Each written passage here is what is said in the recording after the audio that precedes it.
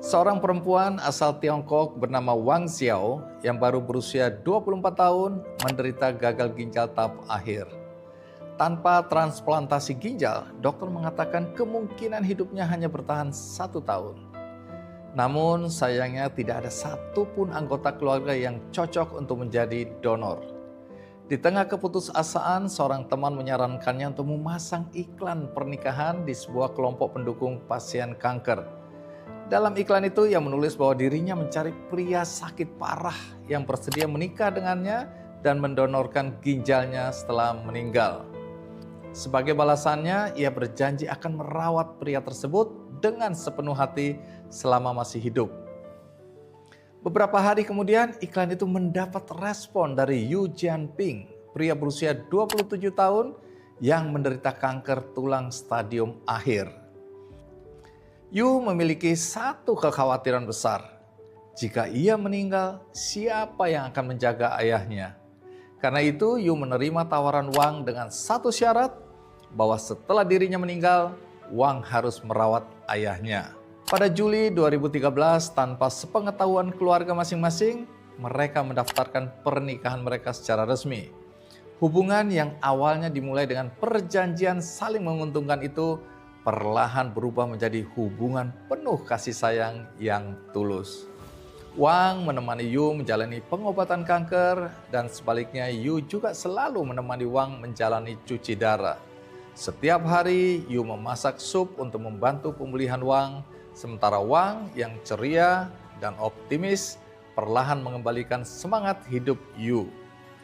Demi membantu biaya operasi transplantasi tulang Yu, Wang bahkan mulai membuat dan menjual buket bunga di pinggir jalan. Di setiap rangkaian bunga, Wang menyelipkan kartu kecil berisi kisah perjuangan mereka.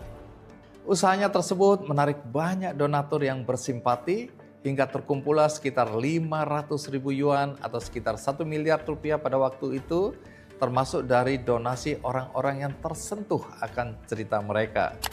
Setelah operasi, kondisi Yu terus membaik, sementara kesehatan Wang semakin stabil hingga dokter mengatakan ia tidak lagi membutuhkan transplantasi ginjal. Tahun 2024, kisah mereka diangkat dalam film berjudul Viva la Vida dan sukses besar hingga meraih pendapatan lebih dari 276 juta yuan atau lebih dari 600 miliar rupiah berdasarkan nilai tukar saat itu. Ketika film tersebut booming, itu hampir 11 tahun sejak Wang dan Yu menderita penyakit terminal dan divonis hidup mereka tidak akan lama lagi. Namun, kenyataannya berbeda. Tuhan masih memberi kesempatan mereka untuk hidup lebih lama lagi. Banyak orang melihat kisah ini sebagai bukti bahwa cinta dapat memberi kekuatan yang luar biasa. Ada yang percaya bahwa ketika seseorang memiliki alasan untuk hidup, semangat itu ikut membantu proses penyembuhan. Ada pula yang meyakini bahwa hati yang gembira adalah obat, dan kebahagiaan membuat seseorang lebih kuat dalam menghadapi penyakit yang dideritanya. Terlepas dari apapun penjelasannya, kisah Wang dan Yu mengingatkan kita bahwa hidup tidak selalu berjalan sesuai prediksi manusia. Kita tentu harus menghargai ilmu kedokteran dan mengikuti saran para ahli. Namun, perkiraan kondisi medis bukanlah takdir. Ada orang yang divonis hanya memiliki masa kehidupan dalam hitungan bulan, tetapi kemudian ternyata bisa menjalani hidup bertahun-tahun. Ada yang diperkirakan tidak akan pulih, tetapi perlahan menemukan jalan menuju kesembuhan.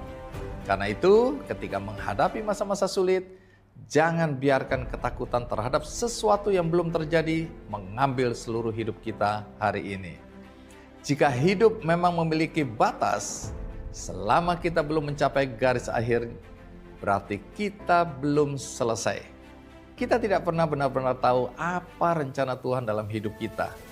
Jalani hari ini sebaik mungkin, karena selama kita masih diberi kesempatan untuk bernafas, selalu ada kemungkinan bahwa halaman terbaik dalam hidup kita belum ditulis.